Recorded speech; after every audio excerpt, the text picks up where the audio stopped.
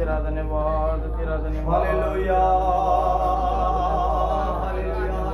जमीन आसमान के मालिक तेरा धन्यवाद, वो हालेलुया। प्यारे खुदावन तेरा धन्यवाद, धन्यवाद, धन्यवाद। हालेलुया यीशु मसीह तेरे लहू की जय। प्रभु धन्यवाद। प्रभु तेरा शुक्र करूं दिन रात। प्रभु तेरा शुक्र करूं दिन रात। प्रभु तेरा शुक्र करूं दिन रात। प्रभु तेरा शुक्र करूं दिन रात। तूने जो उपकार किए हैं, तूने जो उपकार किए हैं हर वक्त मेरे साथ। प्रभु तेरा शुक्र करूं दिन रात। प्रभु तेरा शुक्र करूं दिन रात। तू राजा है सारे जहां का, तू राजा है सारे जहां का। बोझ उठाए हर एक जाका, बोझ उठाए हर एक जाका। तू राजा है सारे जहां का, बोझ उठाए हर एक जाका। कैसे तुझे निसार दूं तेरा प्यार। कैसे तुझे निसार दूं तेरा प्यार। प्रभु तेरा शुक्र करूं दिन रात। प्रभु तेरा शुक्र करूं दिन रात। कर रहम मेरे मालिक सब पे, कर रहम मेरे मालिक सब पे। आस लगाए हैं जो तुझ पे, आस लगाए हैं जो तुझ पे। कर रहम मेरे मालिक सब पे, आस लगाए हैं जो तुझ पे। आज बढ़ा दे तू इन पर चंगाई का हाथ। आज बढ़ा दे तू इन पर चंगाई का हाथ। प्रभु तेरा शुक्र करूं दिन रात। प्रभु तेरा शुक्र करूं दिन रात। प्रभु तेरा शुक्र करूं दिन रात। प्रभु तेरा शुक्र करूं दिन रात। शुक्र करूं दिन रात। शुक्र करूं दिन रात। शुक्र करूं दिन रात। हालेलुया। दुआ करते हैं। प्रभु धन्यवाद करते हैं आज के दिन के लिए, समय के लिए, आज की शाम के लिए। खुदावन हमें सबको इकट्ठा किया दूसरी बार। धन्यवाद हो जब तेरे चरणों में बैठे हैं तेरे वचन सुनने के लिए। खुदावन हर प्रकार की रुकावट, हर प्रकार का प्रभाव, बंधन दूर हो जाए और तेरे लोगों को समझने के लिए बुद्धि खोल दे खुदावन। वचन का तेरे से प्रकाश करें खुदावन। और जो बैठ के उनके लिए धन्यवाद करते हैं, औरों को भी खुदावन तेरा पवित्र आत्मा बैठाए और जहां तक भी तेरा वचन जाए प्रभु तेरे लोग आशीष पाएं। बड़ी कृपा करना, वचन का प्रकाशन करना प्रभु यीशु मसीह के नाम में आमीन। हालेलुया। सो प्रभु का धन्यवाद हो। हम लोग फिर जमा हुए हैं विषय लेकर कि हम क्या करें। तो इस विषय में अलग अलग विषय निकल कर आ रहे हैं। तो हम सबको जो भी विषय हमारे पास आएंगे तो हम उसमें अपने आप को चेक करेंगे कि क्या हमें इसमें हम कितना पाए जाते भी हैं कि नहीं। अगर नहीं पाए जाते तो हमारे पास मौका है हम अपनी गलती को माने या प्रभु से के आगे समर्पण करें। प्रभु इन बातों में मुझे चलने की तौफीक दी। हालेलुया। तो हमारे एक भाई ने सवाल किया था प्रकाशित वाक्य 7:9 से। तो बोलते थे यहाँ पे लगता है कि ये कलीसिया के लिए ही है। तो आप पढ़ दें तो थोड़ा सा उनको बताकर आगे विषय में जाते हैं। इसके बाद मैंने दृष्टि की हाँ जी। और देखो हर एक जाति हाँ, हाँ। और कुल हाँ। और लोग और भाषा में से एक ऐसी बड़ी भीड़ हाँ। जिसे कोई गिन नहीं सकता था, ऐसी भीड़ है बड़ी जिसे कोई गिन नहीं सकता, श्वेत वस्त्र पहने श्वेत वस्त्र और पहने, अपने हाथों में खजूर की डालियां लिए अपने हुए हाथों में खजूर की डालियां लिए हुए, सिंहासन के सामने सिंहासन के सामने और मेमने के सामने खड़ी है। मेमने के सामने खड़ी है। बड़ी भीड़ है। तो ये कलीसिया नहीं है। हालेलुया। तो कहने का मतलब कलीसिया जो है रैप्चर में पहले उठा ली गई है। हालेलुया। और ये वो लोग हैं जो क्लेश काल में सतावट के दरमियान जिन्होंने अपनी जानें दे दी है। हालेलुया। तो एक बहुत बात पे हम लोग पढ़ते हैं आगे चल के कि वहां पर 24 बुजुर्ग भी हैं जो कलीसिया का प्रतीक है। पहले कलीसिया जो जा चुकी है उसकी तस्वीर वहां पे बताई जा रही है। दूसरे 1,44,000 भी हैं। फिर एक बड़ी भीड़ है जिसको गिनती किया जा सकता नहीं है। हालेलुया। तो ये उन्हीं लोगों की है जो क्लेश काल के दरमियान अपनी जानें देंगे। हालेलुया। तो इससे आपको क्लियर हो गया होगा कि ये कलीसिया नहीं है, कलीसिया पहले उठाई जा चुकी है। हालेलुया। तो ये बाकी लोग बचे हुए हैं। जब कलीसिया जो है उठा ली गई है, दुल्हन उठा ली गई है, तो आगे जो दो चित्ते लोग हैं उनकी एंट्री है क्लेश काल में। यहूदियों की एंट्री है क्लेश काल में, और गैर कौमों की जिन्होंने यीशु को कबूल नहीं किया वो सब उसमें है। हालेलुया। तो आइए अब हम विषय में जाते हैं। तो आप लोग देख रहे हैं, सुन रहे हैं, खुदा के दास सब लोग लगे हुए हैं। पास्टर इकबाल जी भी लगे हुए हैं, पास्टर कमल जी भी लगे हुए हैं। खुदा ने मुझे भी तौफीक दी है 2 बार आपके साथ संगति करने के लिए। आपको सिखाना है हमारा मकसद नहीं है। आपको जब सिखाने के लिए प्रभु इस्तेमाल कर रहा है तो हम भी पहले हमें भी सिखाया जा रहा है। हमने भी जो सीखा हुआ उसका और प्रभु हमें प्रकाशन दे रहा है। हालेलुया। तो खुदा के दास अभी भी लगे हुए हैं क्लास लेने के लिए। सवाल जवाब की क्लास चल रहा है। तो 7 से 9 बजे तक मेरा ख्याल चलता है। तो 7 से 8 बजे तक हम क्लास लेते हैं। बाकी हम उनकी क्लास जो है बाद में 8 बजे की मीटिंग के बाद हम उसको देखते हैं, सुनते हैं। तो हम सब अटेंड कर रहे हैं क्लासें। तो उसमें कई प्रकार के सवाल लोग करते हैं। तो जिसमें से मैं एक सवाल को आपको बताना चाहता हूँ कि उसमें किसी भाई ने सवाल किया कि वो बहरीन में या दुबई में है, वो 16 महीने से वहाँ पर है। तो बोलता है कि प्रभु बोझ मैंने लिया नहीं, वहाँ पे प्रभु मुझे मौका नहीं मिला, तो मैं क्या करूँ, क्या होना चाहिए। तो प्रभु के दास ने साफ सुथरा कहा कि आप यहाँ पे हो, वहाँ पे अभी प्रभु भोज की आपको परवाह करने की जरूरत नहीं है। आप अपना जीवन ठीक करो। हालेलुया। हालेलुया। तो इसका मतलब है जिसके पास कोई मौका नहीं है उसको अगर अपना जीवन ठीक कर लेगा तो वो ही उसके लिए प्रभु भोज है। हालेलुया। तो जिसके पास मौका है तो वो कोई और ही अपनी ही खुदी में प्रभु भोज नहीं ले रहा, तो ये उसके लिए नुकसानदायक है। हालेलुया।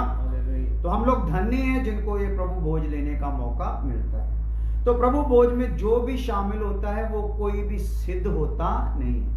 ये आप बात ध्यान से रखना। अगर कोई सिद्ध हो जाएगा तो यहाँ पे एक सांस भी ले सकेगा नहीं। हालेलुया। हम लोगों में कमजोरियां होती हैं, उसी को आगे लाकर रखकर प्रभु के आगे हम समर्पण के साथ प्रभु को बोलते, प्रभु ये कमजोरियां हमने से निकाल दीजिए। तो बार बार प्रभु की टेबल के सामने हम लोग आते हैं। ये हमारा सौभाग्य है। एक बार जब हम आ गए हैं तो दूसरी बार फिर आ गए हैं। तो इसका मतलब है खुदा ने हमें क्या दिया, मौका दिया। 2 बार दिया, 3 बार, ये मौका ही मिलता रहता है। हालेलुया। तो जब हम ठीक हो जाते हैं तो खुदा फिर उठा लेता है। इसलिए कलीसिया में हमने किसी को भी ऐसा नहीं देखना कि फलाने की कमजोरी, फलाने की, अपनी ही कमजोरी पर ध्यान देते हुए उसके लिए रोते हुए, बिलखते हुए, दीन होते हुए हमने क्या लेना है, प्रभु भोज लेना है। हालेलुया। हालेलुया। अपनी गलतियों के लिए पूरा चौकस होकर प्रभु के आगे इकरार करते हुए लेना है। हालेलुया। तो आपके पास सौभाग्य, अगर आप नहीं ले रहे, आप रेंज में है तो आप पाप कर रहे हो। तो खुदा के दास बोल रहे थे जो रेंज में है, नहीं ले रहे, तो फिर इसका मतलब है वो प्रभु के बदन में नहीं है, वो उठाए भी जाएंगे नहीं। हालेलुया। तो आइए आगे चलते हैं। प्रकाशित वाक्य हमने देख लिया है, भाई को जवाब मिल गया है। अगर उसमें से उसका संतुष्टि नहीं है तो हमसे बाद में फोन पे बात कर लेना। हालेलुया। तो आइए अलगताई का विषय हमारा चल रहा है। पहले पवित्रताई, दूसरा देखा उद्धार, तीसरा देखा अंगीकार, चौथा देखा समर्पण, पांचवा देखा प्रभु की इच्छा को जानना, छठा देखा प्रार्थना करना और सातवां है अलगताई। तो अलगताई के विषय में हमने कुछ बातें सीख ली हैं।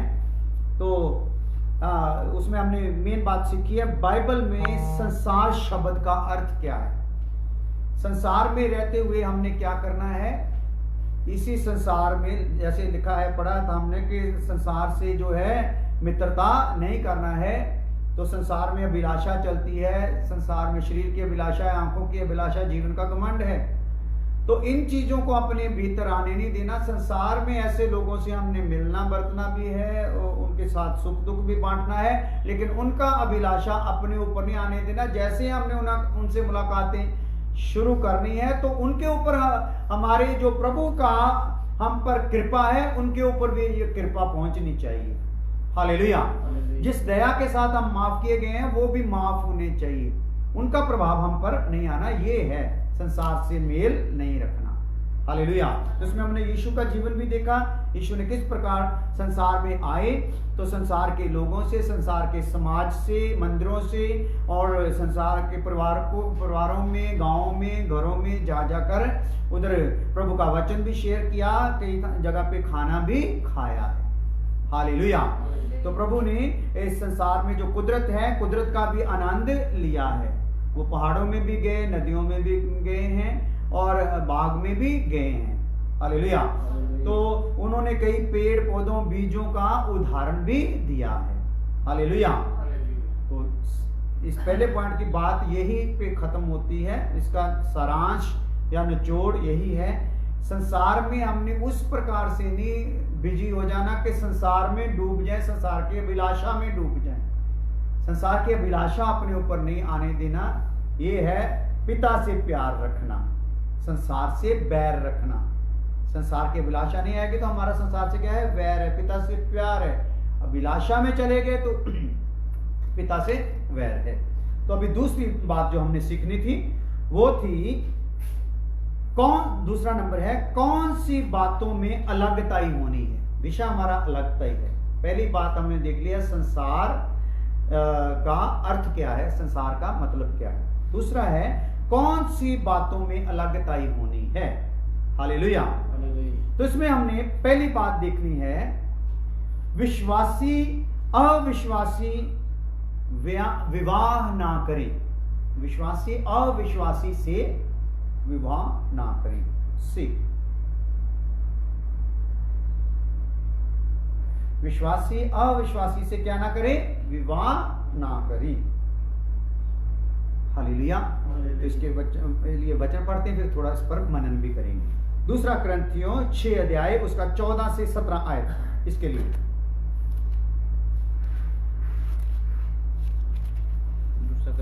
दूसरा कुरिन्थियों 6 अध्याय उसका 14 से 17 आयत। अविश्वासियों के साथ असमान जुए में ना जूते। अविश्वासियों के साथ असमान जुए में ना जूते, क्योंकि धार्मिकता और अधर्म का क्या मेल जोल, या ज्योति और अंधकार की क्या संगति। तो यहाँ पे क्या बोला गया है, खुदा के चुने हुए लोगों को यहाँ पे कौन सी उपाधि दी गई है, दोबारा पढ़ें। अविश्वासियों के साथ असमान जुए में ना जूते, क्योंकि धार्मिकता और अधर्म का क्या मिलजोल। हाँ, अविश्वासियों के साथ ना जूते, क्योंकि हम अभी अविश्वासी नहीं, हम विश्वासी हैं। क्योंकि धार्मिकता और अधर्म का क्या मेल। तो हमें क्या दी गई है, धार्मिकता। हम कहाँ पे एंटर हो गए हैं, धार्मिकता में आ गए हैं। हालेलुया। हमारी धार्मिकता क्या है, हम यीशु ने हमें अपनी जगह पे रख दिया है। हालेलुया।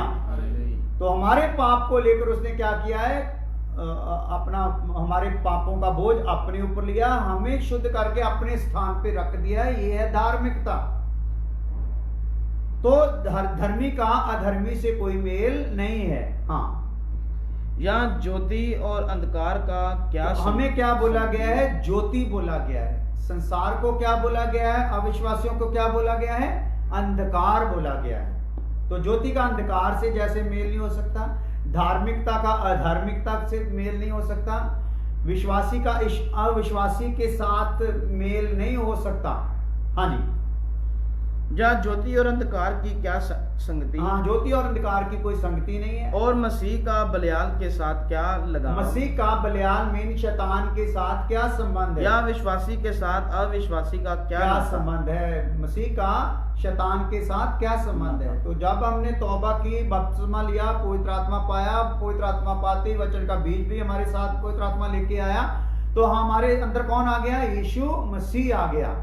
तो अभी मसीह का शैतान के साथ कोई संबंध नहीं है। तो इसलिए शादियों में हम लोगों ने भी पहले समयों में बड़ा ऐसा कुछ किया तो उसके रिजल्ट कोई अच्छे मिले नहीं है। हालेलुया। तो उन विश्वासियों का जीवन बेचारों का बड़ा संघर्षमय जीवन हो गया, बर्बाद हो गया कह सकते हैं। हालेलुया। अभी उनका वो प्रार्थना का जीवन नहीं रहा, वो मसीह में जो एक जोश था उनमें वो नहीं रहा। क्यों? क्योंकि विश्वासियों का विश्वासी की शादी किससे कर दी है, अविश्वासी से कर दी है। हालेलुया।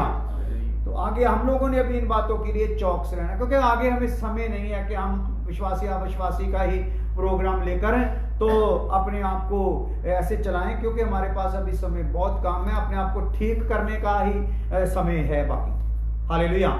तो इसलिए हम लोगों ने क्या करना है, ऐसी शादी के लिए कोई उतावला ना हो। अगर आपको उसका नेचर भी पसंद आए, उनका परिवार भी पसंद आए, वो एक धर्मी से भी लगे, लेकिन मसीह में नहीं है, तो उनसे शादी का संबंध जोड़ने का नहीं जरूरत नहीं है, चाहे वो लड़की है चाहे वो लड़का है। कोशिश करो, दुआ में रहो, प्रभु पवित्र आत्मा आपके अंदर है, प्रभु का रूप आपके अंदर है, तो आप प्रभु आपके लिए अगर ठहराया हुआ है कोई जीवन साथी तो जरूर आपके सामने ले आएगा। हालेलुया। अगर ठहराया हुआ नहीं है तो आप जबरदस्ती अपनी अभिलाषा को पूरी करने के लिए ऐसा करोगे तो बाद में मुसीबत में पड़ जाओगे, वचन का बीज भी आप में से निकल कर चला जाएगा। हालेलुया। तो इसलिए क्या करना है, विश्वासी ने अविश्वासी से शादी नहीं करनी है। हालेलुया। तो आमोस की किताब में भी हम देखते हैं 3 अध्याय उसका 3 आयत। आमोस की किताब 3 अध्याय उसका 3 आयत। हालेलुया। खुदा का धन्यवाद हो। अपने जीवन में मुझे अगर सीखने का मौका मिला, मुझे प्रकाश पर प्रकाश मिला, तो यही जो 40 दिन चले हैं कर्फ्यू के, इन्हीं में मुझे भी बहुत सी आशीष मिली है। हालेलुया। हालेलुया। सो बहुत कुछ सीखने को मिला है और उसके लिए प्रभु का धन्यवाद हो। हाँ जी। आमोस 3 का 3। यदि 2 मनुष्य परस्पर सहमत ना हो, यदि 2 मनुष्य परस्पर सहमत ना हो तो क्या वे एक संग चल सकेंगे? क्या वे एक संग चल सकेंगे? हालेलुया। तो इसका मतलब जो जिनको जोड़ना है वो आपस में क्या होने चाहिए, सहमत होने चाहिए। परस्पर मतलब एकदम बराबर। तो जितना विश्वास एक भाई का है जिससे उसने शादी करनी, उतना विश्वास उस बहन का होना है। जितना विश्वास उस बहन का है उतना विश्वास उस भाई का भी होना है। हालेलुया। तो आपने आपकी प्रार्थना में भी क्या विषय होना है, प्रभु अगर आपने मेरे लिए जीवन साथी रखा है तो आप मेरे लेवल का ही जीवन साथी मुझे मिला दें। हालेलुया। हालेलुया। तो उसमें क्या होगा, मिलकर फिर आगे बढ़ सकेंगे। आगे आने वाली संतान भी आशीषमय होगी, आपका परिवार भी आशीषमय होगा, बहुतों के लिए शुभ कार्य का कारण बन सकते हैं। नहीं तो कई बार हम सोचते हैं चलो हम भी तो एक टाइम अविश्वासी थे, हमने तो ऐसे किया था, ऐसा कर करा के तो हम भी अविश्वासी से शादी कर लेते हैं, लेकिन वो अविश्वासी के कारण हमारे परिवार में क्या मसीहत आनी है, परिवार में आगे क्या बढ़ना है, वो हमको ही क्या करता है, ले डूबता है। ना तो हम परिवार में आगे बढ़ सकते हैं, ना ही हमारे द्वारा जो बाकी रूहें बचाई जानी थी वो बचती। हालेलुया। तो इसलिए अगर मसीही से शादी करेगा तो खुदा का डर उनके अंदर होगा, उनका विवेक शार्प होगा और वो एक दूसरे की बात को समझेंगे, और जो भी गलती करेगा उसके अपने आप ही थोड़ी देर बाद ही उसको अपना गलती का एहसास होगा। हालेलुया। तो इसलिए क्या करना है, आपस में जो मसीही लोगों ने मसीही लोगों से ही शादी करनी है। हालेलुया। क्योंकि ये आपस में सहमत होना है, 2 लोगों ने अगर चलना है। सहमत कैसे होना है, आप मसीह में चलते हो तो आपके साथ उसने सहमत होना है। वो कैसे सहमत होगी, वो तो मसीह में है ही नहीं। आप बोलते शादी करके कर लेंगे, शादी करके कर नहीं सकते क्योंकि बाद में बातें बहुत उठ जाती हैं। हालेलुया। तो आइए आगे हम देखते हैं दूसरी बात, सब प्रकार के अधर्म से अलग रहना है। एक तो विश्वासी ने अविश्वासी से शादी नहीं करनी है, दूसरा क्या है, सब प्रकार के अधर्म से अलग रहना है। इसके लिए भी वचन वही है, दूसरा करंथियां 6:14, दूसरा करंथियां 6:14।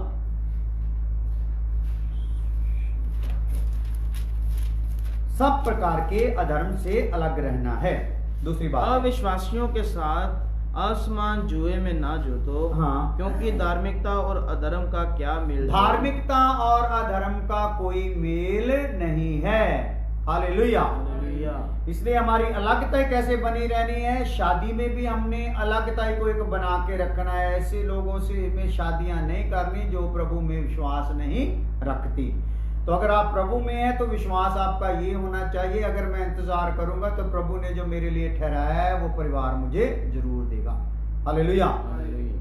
तो सब प्रकार के अधर्म से क्या होना है? अलग रहना है, क्योंकि धर्म का अधर्म से कोई मेल नहीं है। हमारे अंदर यीशु मसीह है, हम धर्मी ठहराए गए हैं, हम यीशु की जगह पे रख दिए गए हैं। बाकी लोग कहां पर अभी पड़े हैं?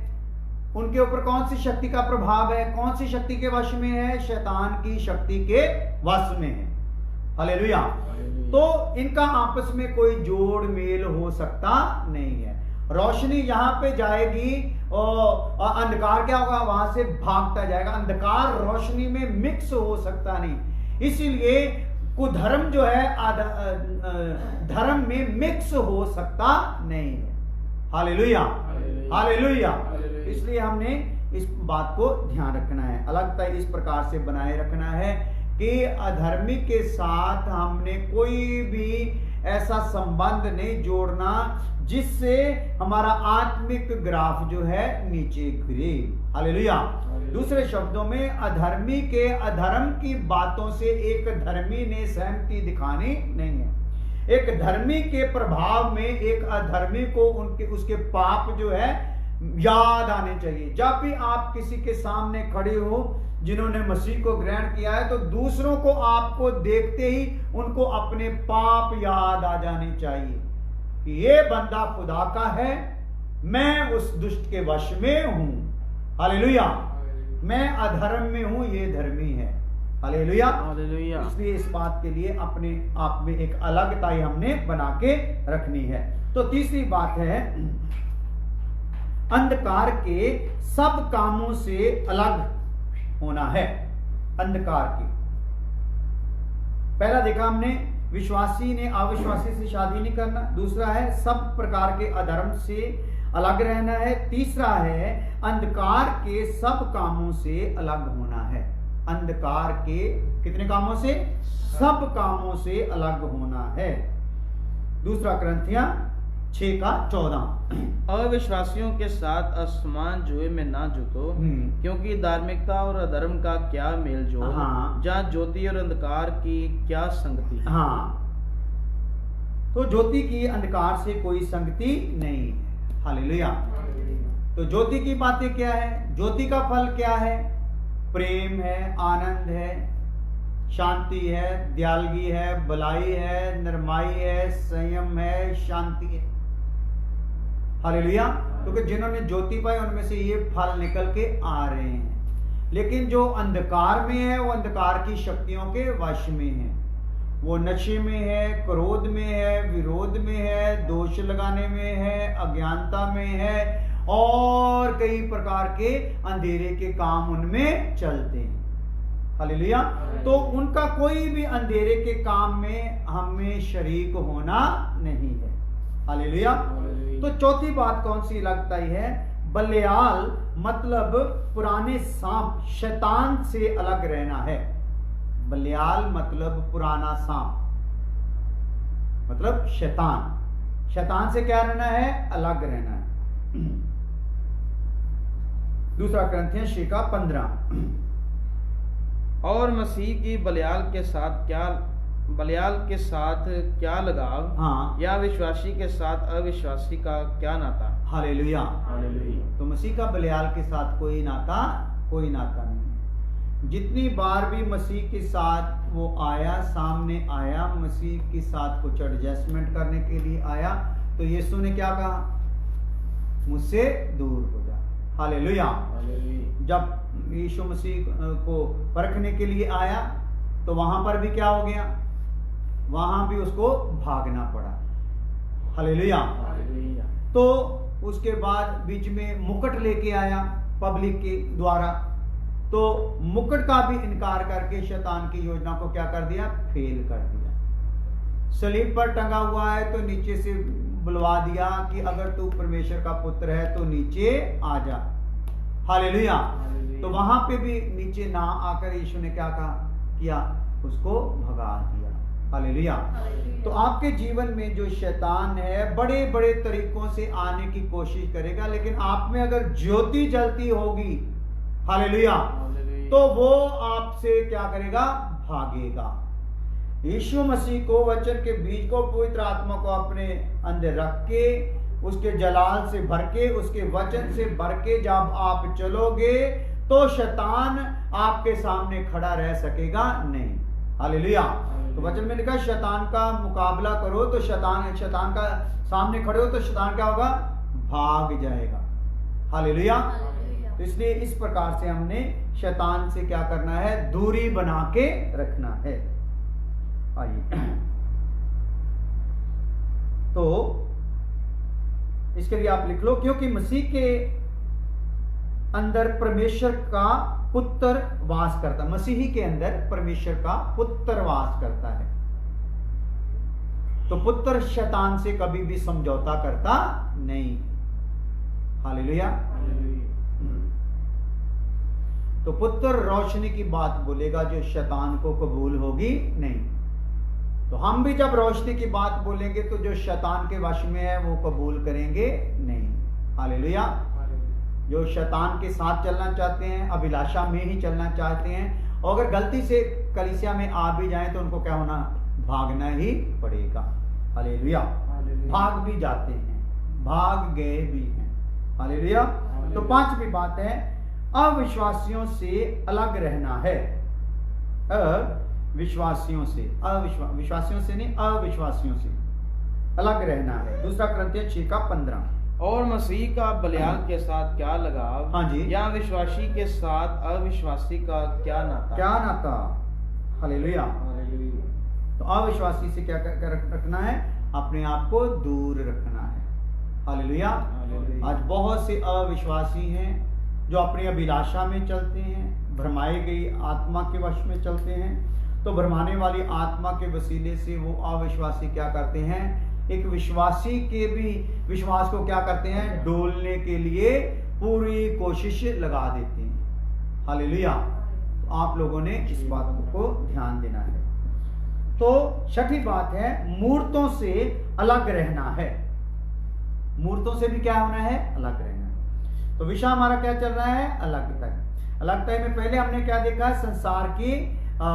संसार में बाइबल में संसार शब्द का क्या अर्थ है, पहले ये बात देखिए। दूसरा देख रहे हैं कौन सी बातों में अलगताई होनी है। तो उसमें हम देख रहे हैं विश्वासी ने अविश्वासी से शादी नहीं करना।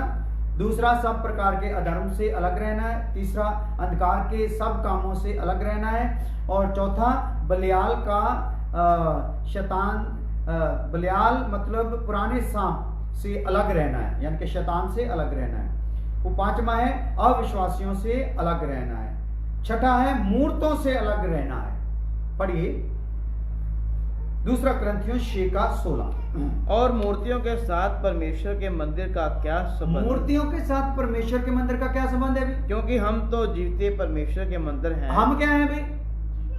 हम अभी जीवते परमेश्वर के खुद मंदिर हैं। जैसा परमेश्वर ने, तो हम अभी किसी मूर्ति के पीछे चल सकते नहीं हैं, किसी मूर्ति का चढ़ावा खा सकते नहीं है, किसी मूर्ति की पूजा कर सकते नहीं है, किसी मूर्ति का दिन मना सकते नहीं है, कोई त्योहार मूर्ति वाला मना सकते नहीं है। हालेलुया। क्योंकि हम खुद मंदिर हैं, और इस मंदिर के अंदर कौन वास करता है? परमेश्वर का आत्मा हमारे अंदर वास करता है। हालेलुया। तो आत्मा खाली वास नहीं करता, महायाजक के रूप में यीशु मसीह भी हमारे इस मंदिर के अंदर है। हालेलुया। तो इसलिए हम लोगों को ये बातों को समझते हुए मूर्तियों से अलग रहना है। आज बहुत से ऐसे मसीही लोग हैं जो अपनी अभिलाषा पूरी करवाने के लिए चर्चों में जाते हैं, चंगाई करवाने के लिए चर्चों में जाते हैं, और अपने जो भी उनका मुसीबतें दूर कराने के लिए जाते हैं, मुसीबतें दूर होती हैं, रोग दूर हो रहे हैं, लेकिन घरों में मूर्तियां भी वैसे की वैसी ही पड़ी हैं। तो कई तो वहां पे बंदगी भी करके आते हैं, घर में आके धूप भी जलाते हैं। हालेलुया।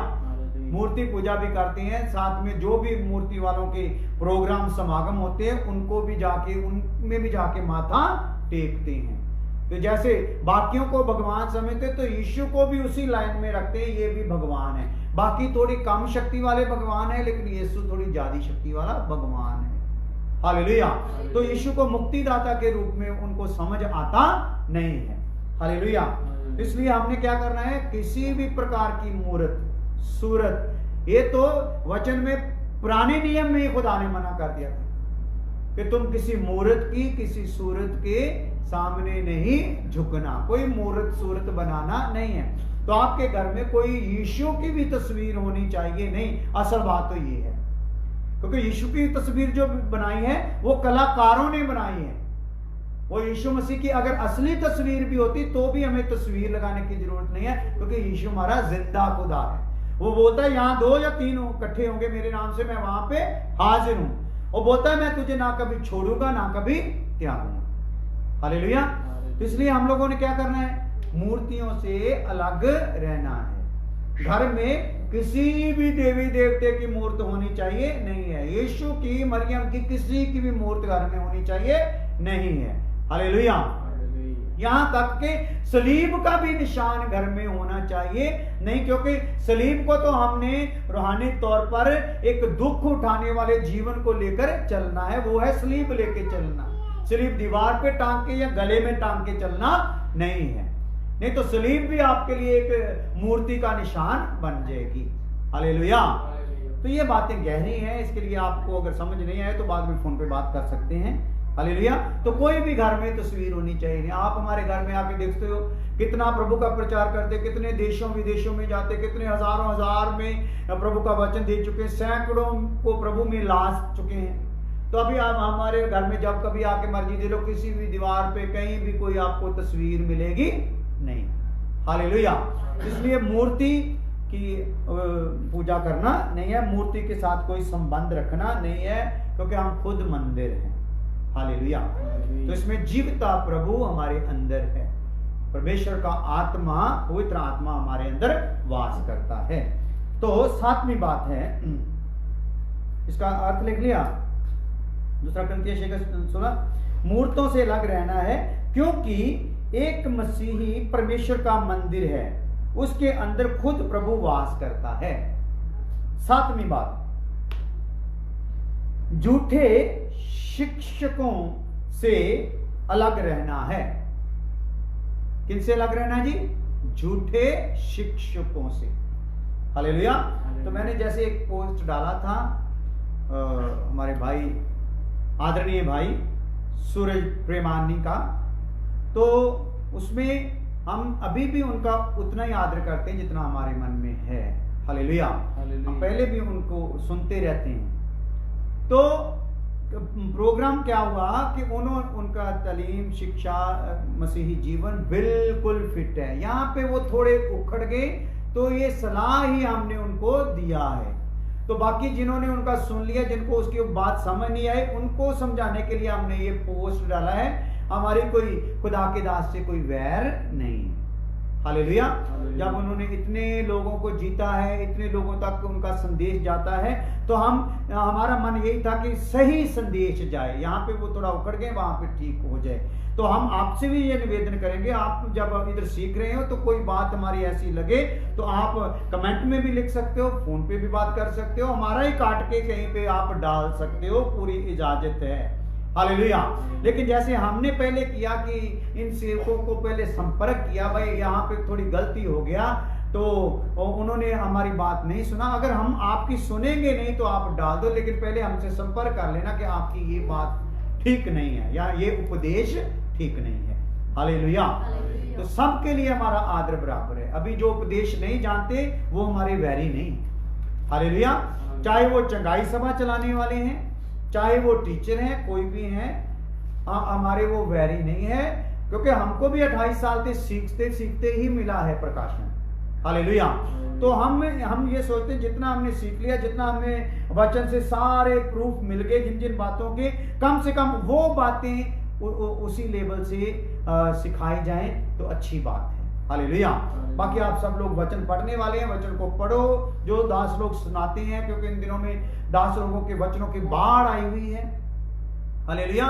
तो आप लोगों ने जब सीखना तो आपकी जिम्मेदारी है। खुदा के दास ने भी बोल दिया था, एक सवाल के जवाब में किसी ने सवाल किया था, क्या एक ही दास से सीखना चाहिए? तो खुदा के दास ने बोला था, अभी एक ही दास से सीखने का प्रोग्राम नहीं है, आप जिसको मर्जी सीख सकती हो।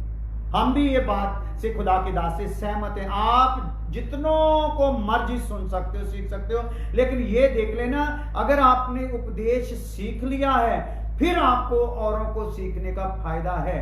अगर आपको उपदेश समझ नहीं आया तो दूसरों को सुनोगे, तो अगर उन्होंने कोई गलत उपदेश दे दिया तो उसको भी मान बैठोगे, तो आपकी जान बर्बाद हो जाएगी। दूसरा, उस भाई बहन को दूसरे से सीखने की जरूरत नहीं है जिसका दास उसके लिए जान लड़ा रहा है, पूरा दिन रात उसके लिए हाजिर है, वचन सिखाने के लिए वो लगातार उनके संपर्क में है और उनके जो भी सुख दुख में शामिल है, पूरा एक भेड़ की तरह उनको पालता है, उनका ख्याल रखता है, उनके दूध को ही नहीं लेता, उनकी ऊन कतरने के लिए ही नहीं वो उनको पाल रहा, उनको प्रभु में आगे बढ़ने के लिए वो तैयार कर रहा है। तो ऐसे दास को छोड़कर आप दूसरे दास को ना सुने मेहरबानी से, वो कोई भी दास हो।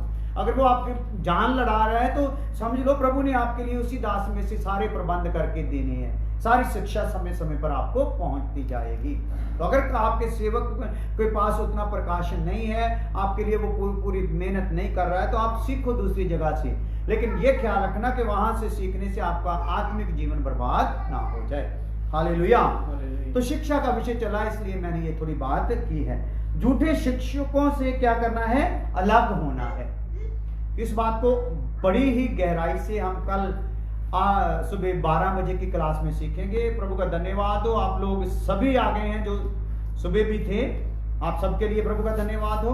तो ये एक बात हम पढ़ लेते हैं, लेकिन इस पर मनन कल करेंगे। हालेलुया। तो ऐसे ही प्रार्थना के साथ कल आना है और भी भाई बहनों को आप लोगों ने बताना है कि प्रभु का वचन सीखने को मिल रहा है। तो आइए, पहला तीमुथियुस 6 अध्याय उसका 5 आए पढ़ के छोड़ देते ताकि आपकी दिलचस्पी भी बनी रहेगी कि वचन है। तो वचन क्या है? 7वीं बात है, झूठे शिक्षकों से अलग रहना है। जो झूठी तालीम देते हैं उनसे क्या रहना है? अलग रहना है। तो मैं भी ये भाइयों के लिए जिनकी पोस्ट डाला है, उनकी तालीम काफी जगह पे उनकी तालीम ठीक है, तो मेरा उनसे कोई गिला नहीं है, लेकिन उन्होंने जो गलत शब्द बोल दिया वो शब्द से मेरा थोड़ा दुश्मनी है या वैर है। हालेलुया। आ जाओ। और उन मनुष्यों में व्यर्थ रगड़े झगड़े उत्पन्न होते हैं, उन मनुष्यों में व्यर्थ रगड़े झगड़े शुरू होते हैं जिनकी बुद्धि बिगड़ गई है। जिनकी बुद्धि क्या हो गई है? बिगड़ गई है। और वह सत्य से विहीन हो गए हैं। सत्य से क्या हो गए हैं? विहीन हो गए हैं। जो समझते हैं कि भक्ति कमाई का द्वार है। हाँ, जो जिन्होंने क्या समझ लिया है? भक्ति क्या है? कमाई का साधन है या द्वार है। तो इस वचन को हम अच्छे से कल खुदा चाहेगा तो मनन करेंगे। प्रार्थना करते हैं। प्रभु धन्यवाद करते हैं आज के दिन के लिए, समय के लिए। खुदावन, तूने जो हमें ये समा दिया कि हम तेरे वचन को सीखें। अभी हम सीख रहे हैं अलग तरह का विषय जो हमारे जीवन में बहुत जरूरी है। किन किन बातों से कैसे कैसे अलग रहना है खुदावन, क्योंकि आप अभी बाकी सब विषय सीख लेंगे, अलगता ही नहीं सीखेंगे। किन बातों से अलग रहना है तो हो सकता है हम गिर जाएं। तो अलगता का विषय भी हमें पूरी तरह खुल के समझ आ जाए। दया करना प्रभु यीशु मसीह के नाम में, आमीन। अब हमारे खुदा का फजल, बाप की मोहब्बत, पवित्र आत्मा की खाक अब से लेकर हमेशा हमेशा तक सब ईमानदारों मुकद्दसों के साथ हमेशा हमेशा तक होती रहे। आमीन।